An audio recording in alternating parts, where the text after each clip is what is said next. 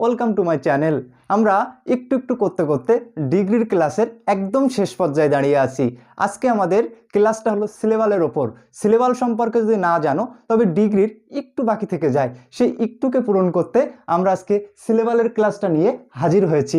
দেখো, ডিগ্রি করার সময় যদি বাক্যে একটির অধিক ভাওয়েল থাকে তবে সুপারলেটিভের ক্ষেত্রে মোস্ট এবং কম্পারেটিভ ডিগ্রি ক্ষেত্রে মোর যুক্ত করতে হয়।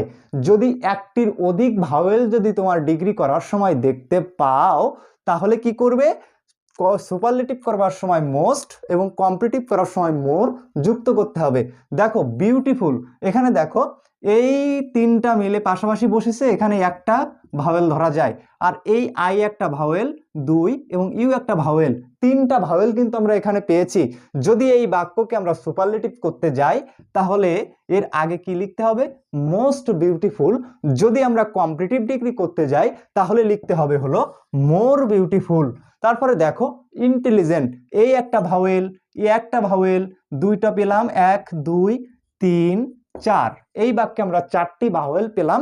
তাহলে আমরা বুঝতে পেরেছি একে যখন সুপারলেটিভ ডিগ্রি করতে যাব তাহলে মোস্ট যুক্ত করতে হবে এবং কম্পারেটিভ ডিগ্রি করতে গেলে মোর যুক্ত করতে হবে, তাহলেই আমাদের ডিগ্রিটা সমাপ্ত হবে।